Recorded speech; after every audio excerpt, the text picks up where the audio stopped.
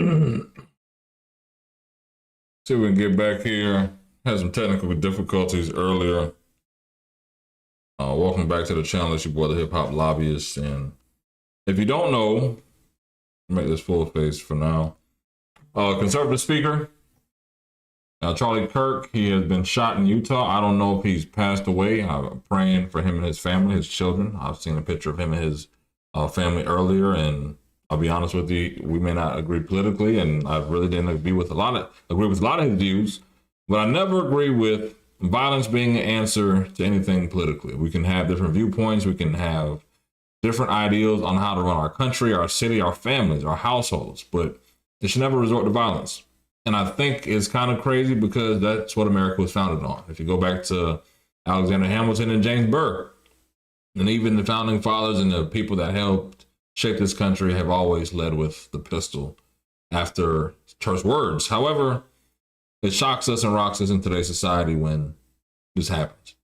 And I'm not justifying, I'm not excusing, I don't think it's right, I don't think it's okay, because a mother, a child, and everyone in the community is praying for this man, and you gotta give reverence for life for where it is. And it's kind of interesting with Second Amendment laws out there, with the brutal attack of the lady that happened in Ukraine, or from Ukraine in North Carolina and other places. It's kind of crazy to see the amount of violence that's happening in America, and this hitting one of the most staunch Republican conservative voices in our society. And not like Charlie Kirk, I don't like him, don't like Roland Martin either, right?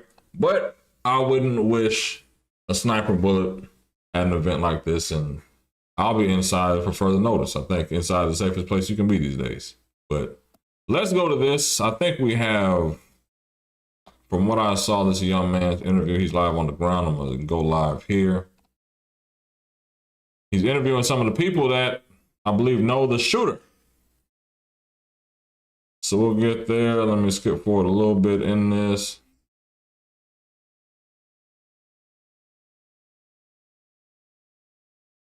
Hold on. See, this is the technical difficulties I'll be going through with OBS for some odd reason. There we go. Let me switch this up. And this one here. Whoop, whoop. Absolutely wild, though. So they're talking about, I'm gonna go back a couple seconds. These people, I believe, were on a bus with the shooter before this happened. Brunson. And what did you see? Hold on. Obviously, the entrance to Utah Valley University, still a very large police presence. A few people who were there and saw what happened are joining me. Your name? Angie Martin. And yours, sir? Darren Brunson. And what did you see? So I went towards the doors and heard a crack. Because of my past experience in law enforcement, I knew it was a gun. And then I tucked behind the corner, and all the crowd started racing out. And after I saw the picture of who it was, I recognized him as to be George Zim, which I know him from Turning Point USA from last year when we went down and bussed down to Arizona to help on the Trump campaign. So he was on the trip with you? Hey, Sadie John. On the bus. And that's the person you say you saw taken into custody? That's what it appeared to be. From a distance, it appeared to be him, which I had some bad vibes about him when I was on the bus with him, and even text several people saying he was making me feel very uncomfortable. You, sir, what did you see? Okay, yeah, I was there and I watched the shooting. It looked like that he got hit. A direct shot right to the heart. Wow. As soon as he was hit, he fell backwards, went to the side. The audience went to their knees. I stayed up a little bit because I wanted to see if anyone saw the shooting, if they would jump all over the guy. I saw nothing like that. The crowd was pushing me so that I went backstage, and they were going around me, and I stayed a little bit backstage, and I turned and looked, and they were arresting a guy by the name of George Zim. Yeah, I know the guy. I don't think he did it. I think they arrested the wrong guy. Okay. I think think whoever did it was a good shooter, a sharpshooter. It was one shot right directly to the heart, and we need to find out who did this. I think there should be a research completely done that took place hours, maybe a day before anything went on. Who could be there and pull that trigger and do it? And I don't think it was George Zim. He was poor, broke. He maybe was on medication, a little bit loony boon. Maybe a perfect person to pick and say that did it, but I don't think he did it at all. So at this point, but did you see him taken into That's crazy. custody? Did you see him with any kind of thing in his hand, any device in his hand or anything like that? Yeah, I saw when they actually put the handcuffs behind his back. I followed him when they took him to the trooper car when he was kneeling down, and I was just thinking he was very calm, very, whatever they wanted to do, he just went right along with whatever they're doing. But you didn't see anything in his hand or anything like that, did you? No, I did not. Gotcha. What was the crowd's reaction when this happened? Can you just describe what I'm gonna go back what to this. I happened? gotta talk You this were over. just Bro's walking lit. into the area, and then this happened. Well, when I knew it was a gunshot tucked behind the corner, and then I saw all the crowd running as fast as I could, and I was worried about people trampling each other. And I saw two college-age girls, one was having a panic attack. So I grabbed both of them because she was collapsing and rushed her down underneath the tunnel and got her to calm down, then put her in my car and got her Thank to you. her parents. Better than your husband. I think it's very suspect that he was talking about guns right when he was shot. That just didn't add up. It's almost felt like that the person that was asking the questions about gun knew it was going to happen. And I hope they grab him too and question him. Thank you both very It's crazy to me. I'm sending my prayers out to Charlie Kirk and his family, right? It's crazy to me that they would have a conspiracy theorist while people are still trying to save this man's life. If you just tapped in, we're going to go back and listen to this thing again. I didn't expect that. I knew that the ladies part, I kind of, okay, this would be a good part, the intro. But I didn't expect all of that.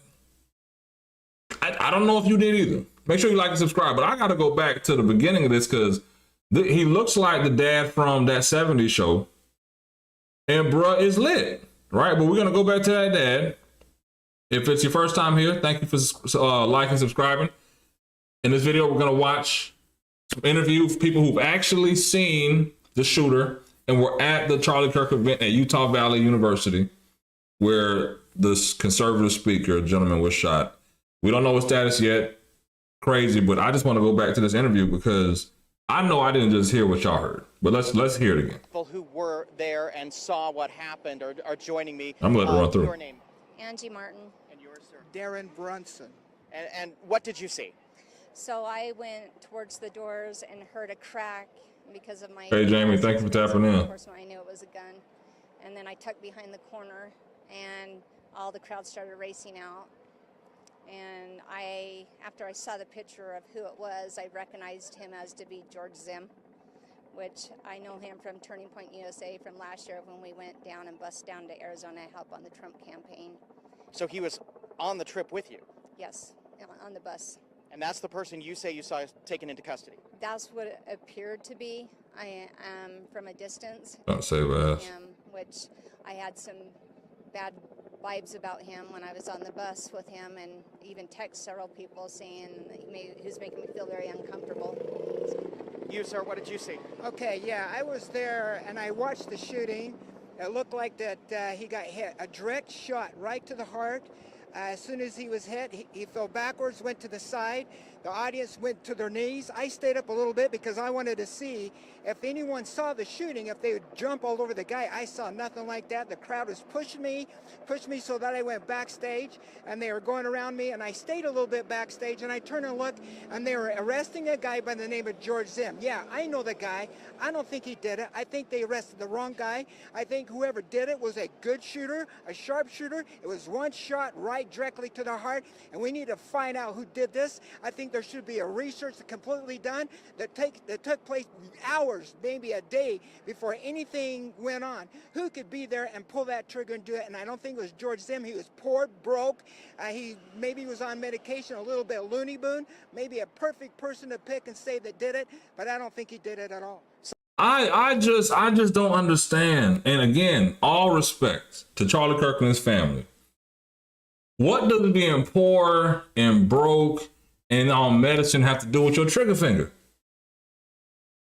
And if you're on a bus with somebody, how they packing a whole sniper rifle with you on the bus and you don't realize? Like, hey, this dude's backpack is a bit too big for this trip. I'm not trying to make this funny. I'm not trying to crack a joke. It's just kind of crazy that the 70s show ended and the dad from the 70s show is out here already creating a conspiracy theory. And we're still trying to save this man's life. Make sure you like and subscribe. This is crazy. So at this point, I'm gonna leave here. I gotta go to daycare in a minute. Taken into custody. Did you see him with any kind of thing in his hand, any device in his hand, or anything like that? Yeah, I saw. He's alive, critical condition. Thank actually you. Put the handcuffs behind his back. I followed him when they took him to the trooper car, and when he was kneeling down, and I was just thinking he was very calm, very, whatever they wanted to do, he just went right along with whatever they're doing.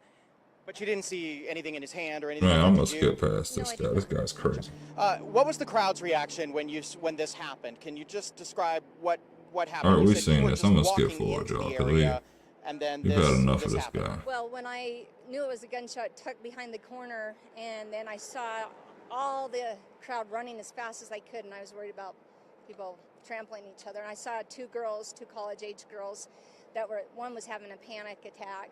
So I grabbed both of them because she was collapsing and rushed her down underneath the tunnel and got her to calm down, then put her in my car and got her hold of her parents. So I think it's very suspect that he was talking about guns right when he was shot. I had to leave it there. That just didn't add up. It's almost felt like that the person that was asking the questions about gun knew it was going to happen. And I hope they grab him too and question him. Thank you both very much, and we'll send it back to you. It is up to the American president and Trump. I'm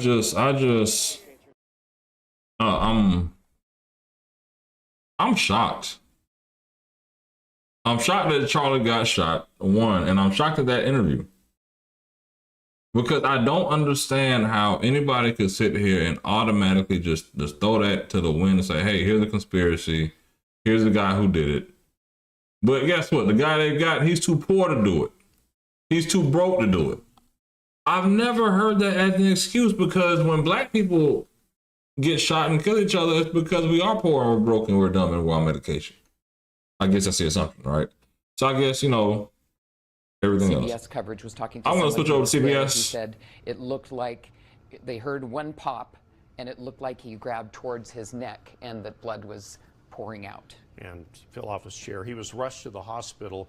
As far as our coverage goes, we do have Leslie Duarte at the hospital. We'll be hearing from her in just a few moments. Brian Malahy is... Brad, hey, you get hit. I agree with that. That was our breaking news coverage from our partners in Salt Lake City. I want to bring in now Brian Higgins. He is New Jersey's former Bergen County Police Chief and lecturer at John Jay College. Brian, thanks for joining us. First of all, I want to get your thoughts on this, and more specifically, the detail of security here. It really seems like this was a hard one to contain and have that security detail to protect Kirk.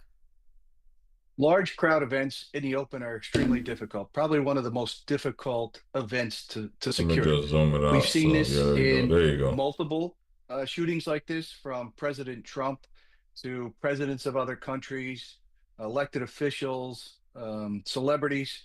When they're attacked, y'all be wilding in the chat, man. I gotta mute the chat because y'all be posting shit that's gonna get me things are dinged up, happening man. so quickly. So how do medical professionals and law enforcement react in those initial seconds when it's so crucial to make sure that Kirk is okay and that the crowd is under control?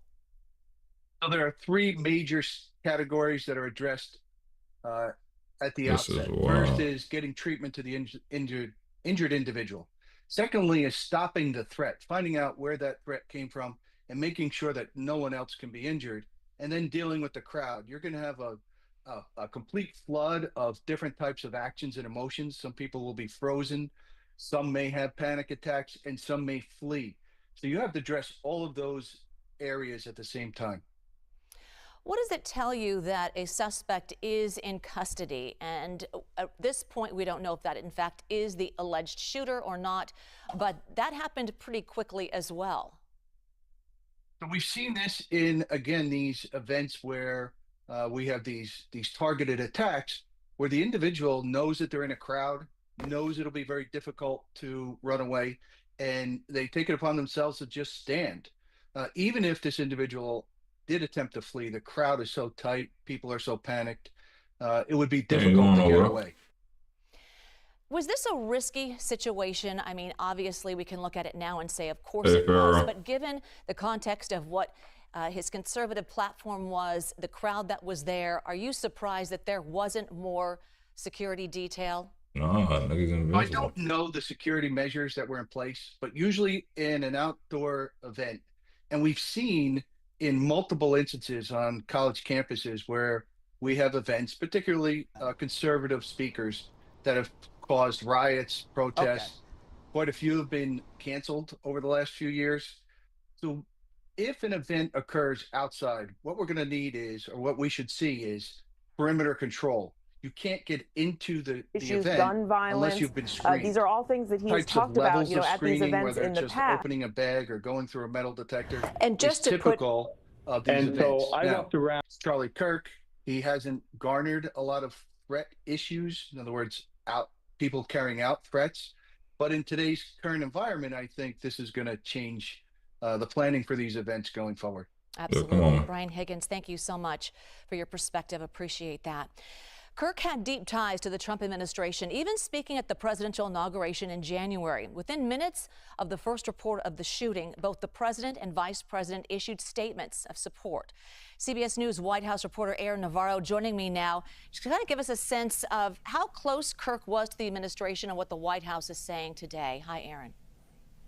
Hi, I'll just start with some of the reaction we got. As you mentioned, President Trump, shortly after the news of the shooting broke, he posted on Truth Social, quote, "We must all pray for Charlie Kirk, who has been shot. A great guy from top to bottom. God bless him." Vice President J.D. Vance posted twice on X, one a picture of himself, Donald Trump Jr. and Kirk, and he wrote, quote, "Dear God, protect Charlie in his darkest hour." In a separate post, he said, "Say a prayer for Charlie Kirk, a genuinely good guy and a young father." And one last post from FBI Director Kash Patel mentioning that they are closely monitoring this shooting. He said that his thoughts are with Charlie, his loved ones, and everyone affected. Let me see if y'all chill on the chat, then I'll put it back and up. the FBI stands in full support Y'all be very lit on the response chat. and investigation. What we know about Charlie Kirk is that he was heavily involved and his organization, Turning Point USA, in helping President Trump and his campaign in 2024, but also just gathering young conservatives in the past decade or so. We know that he has appeared with President Trump in 2024 on the campaign trail at least 5 times, according to my colleague Olivia Rinaldi, who covered that campaign closely. In addition to that, he was holding these campus tours where he would invite students to... Hold on, y'all. We got that couple again, but they have another interview. And this is live in Utah. If you saw the couple earlier. Can I talk to you on camera for a moment? You want to step into my office? Oh, they got another interview. We got to check bro out, man. This bro is wild. Were you at the event? Yeah, I was at the event. How close were you to the stage? Bro is wild. I was probably maybe 4 or 5 tiers up. 1, 2, row maybe back. 3. I was probably to his right, about maybe 230. Oh, Josephine, I'm so sorry to hear that. Maybe about 245. Okay. Praying for your daughter, Josephina. Hold on to that for me. Maybe take a good step to your left, just to get you in the sun. Come over here a little bit more. There you go. You can look right at me. Try to ignore this camera. Let me make sure I've got your mic turned up. That would help, wouldn't it? First question is your name, please. Darren Brunson. Spell your name for me, Darren. Darren, D-E-R-O-N, Brunson, B-R-U-N-S-O-N. And you were there? Yeah, I was there. I was watching him. I was probably about, if you look at the stage and you look at about maybe 3 o'clock from his position, about 3 o'clock, 2:30, that's where I was. I was right at him. And I was looking at him when I heard direct shot to the heart. It looked like right where his heart is, it started going red. He fell back and went to his side. And then I looked down at the crowd, and it looked like the crowd, they all went to their knees really fast. I kind of didn't go to my knees as fast as everybody because I wanted to see if anyone who was close to the shooter would be trampling all over that person, and I saw nothing like that at all. It just, everyone had dropped down, and for a few moments, they were just not moving. And people started getting up and moving, and the crowd started pushing me, and they pushed me so that I was basically backstage.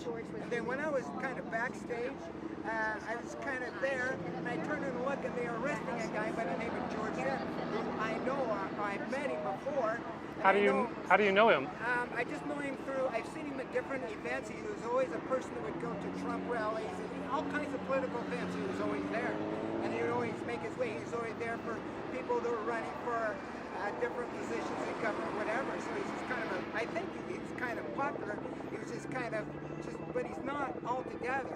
He was being arrested very calm. They arrested him, they took him. And you're confident it was him? No, I'm confident of who they arrested. They arrested a guy by the name of George M. Well, I'm not saying he was the shooter. You're confident that's who they were arresting was this George? Yeah, who they arrested was George M. Oh, yeah, because I know him. Hey, if you were on the stream earlier, bruh, hey, George, your boy right here says you was poor, you were broke. You don't know how you could do it. Now all of a sudden, you were a popular guy. I'm being very serious about the Charlie Kirk situation, to be very real with you. But this guy right here from the 70s show, that dad from the 70s show, bruh, he done calmed down from the first interview. I'm not even gonna hold you, right? Because the first interview, all he said was, "Oh yeah, George, he was poor, he was broke, he on medication, he couldn't do this shit. He too broke to do this shit." But now he's saying, yeah, he kind of knew the guy. He was kind of popular. That's my only point out in this whole situation. It's sad. Even though we disagree politically, I don't believe anybody should be shot for their political views, even though we're in America, right? And that's the foundation of how we started as a country. But you're not saying he's the shooter. No, I'm not. I want to make sure we're clear, so we don't want to falsely accuse someone of this. Right. So, in my opinion, I don't think George M was the shooter. Okay. This would have had to been a direct shot to the heart. Yeah, he does. 2 children I saw earlier. Who can withstand the pressures of a crowd, not be nervous, and just one shot right directly to the heart, and then get away with it. This guy's broke. He lives on Social Security, probably on some medication, too crazy. I don't know if he even knows how to use a gun or he can get his hands on it. Hey, George, you're right. That's your boy. He called you broke again. So you broke, you on Social Security, you on meds. Like, listen, if you my friend out here like this, and I get accused of some shit, don't air all my shit out, please. Like, I'm not going to do no crazy shit like this. But if they arrest the wrong person, don't go airing all my shit out there. I'm broke, I'm poor, I'm on medication, I'm schizo. Bro, your whole profile is built off this dude's interview, and he's chasing cameras right now. He's worse than the lawyers.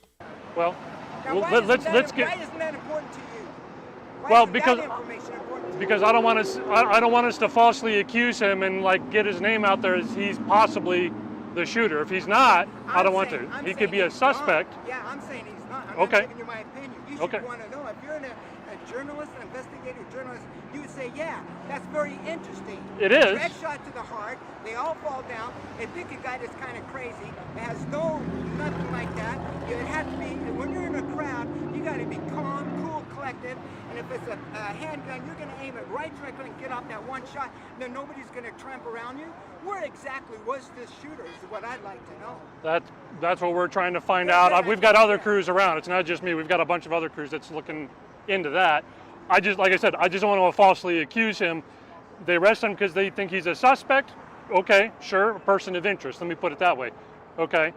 Going back to your experience, you said you got pushed almost backstage, correct? Yeah, the crowd was going backstage, so I got up and went with the crowd. You kind of went with the flow. Backstage, and I just kind of hung around backstage as the crowd went ahead of me.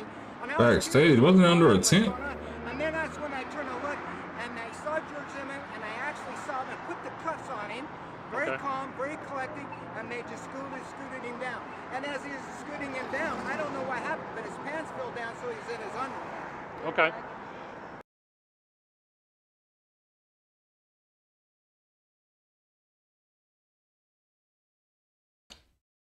I don't know if that last part was necessary. Have you been to Charlie? I almost wanted to say, George, did you do it? Did you do it? But I was that close I could have yelled at him, but I didn't. Have you gone to events like this in the past? No, I haven't. What brought you out here today? Why'd you want to hear him? I'm kind of a fan of Charlie Kirk, and some friends invited me to come, and I thought, yeah, I'd come. I've watched some of his videos, and I like a lot of the things that he's talked about, what he's meant. I'm guessing from the hat that you voted for the current president. Yeah, and they were throwing out these hats, and I happened to be someone in the crowd that got one. Were you hoping to get a question or talk to Charlie Kirk at all? I just wanted to be there and observe to see what was happening. How many people would you say were there at the event? I don't know. I would say maybe 3,000 or 4,000 people that were around that ball, at least 1,000. But an interesting thing is he was shot right during a question about guns, and that was the second person asking a question on the subject of guns. Most importantly, was talking about these transvestites that have guns, and should they be allowed to have a gun? And then boom, he was shot in the heart. And that's just too suspect for me. And that's how the conspiracy theories start. I mean, there's coincidence. I guess he's gonna have this if he goes viral. That's gonna be the narrative, because it's not transvestites. It's the conversation of, should transgender people be allowed to have guns? And I think, you know, respectfully, we lean on our Second Amendment. And if you may feel somebody's not in their right mental mind, okay, cool. But if that's the case, check everybody have a mental check, whether they're transgender or not. However, to kind of flip a conspiracy theory while this gentleman in the chat said is in critical condition or fighting for his life, regardless of what it is, it's kind of crazy from the base. It's not, and this is the second interview. It's crazy from the base to think and make up a conspiracy when you haven't even, not say slept on what you've witnessed, but really thought it through. Maybe I'm alone here. Let me know in the chat. But this guy's kind of crazy. I'm going to get to a better stream. I got to go to the school in a minute. Big coincidence, for lack of a better term. Were you guys escorted out by police? Did they just tell you to disperse? I think there weren't enough people there. There were so many people there weren't enough police presence to just tell everyone was just kind of following the crowd as we followed the crowd. And then when I watched George Zinn get arrested and followed him to the car, I think all the police were busy there. There wasn't enough police presence to basically push anybody off. So it was just, you got out on your own, eventually ended up here.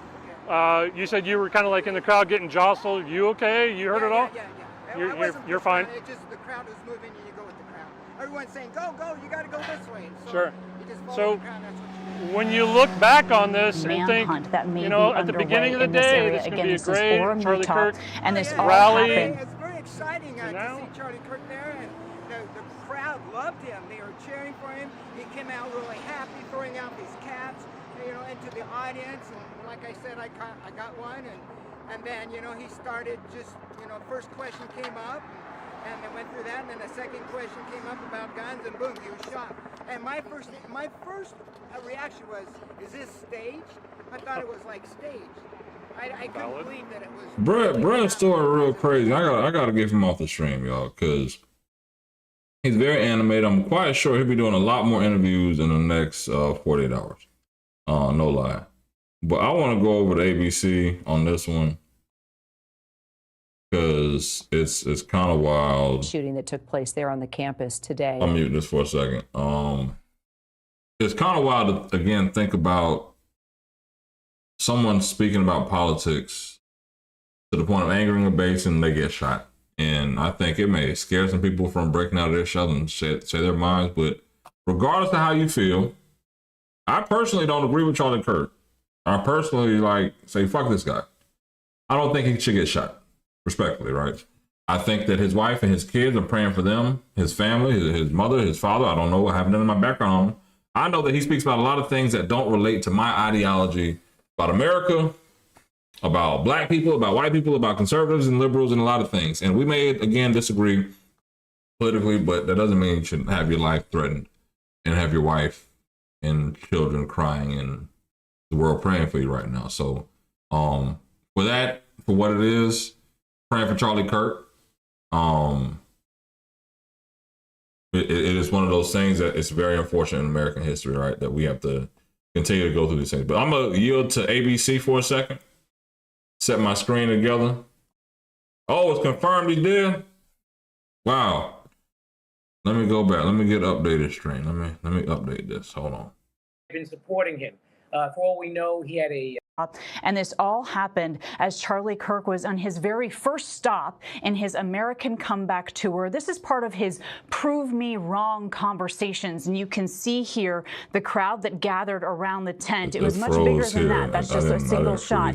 And this is something that he does. He goes around to campuses all over this country and has conversations. I want to share with you that from Turning Point USA, as they're inviting people to come to this event for a lively discussion of freedom in America, they said, you don't agree with Charlie? Great. You go to the front of the line. See you there. Again, he wanted to have discussions with people who disagreed with him about his views. I want to again bring in Richard Frankel. He's a former FBI special agent in charge. And Richard, I'm hoping that you can give me your assessment here. Again, as we know, the ATF, FBI are responding to this scene. And it's interesting as we're getting some conflicting information here about potentially a suspect of some kind that is in custody, but now we're getting information that there's also a manhunt as well, highlighting the fact that what we've heard from witnesses is that this was a single gunshot. One gunshot. There wasn't multiple gunshots here. Yeah, it could be that they have the right person, but there was another person associated with him, and now they're searching for that secondary person or other people that might have been supporting him.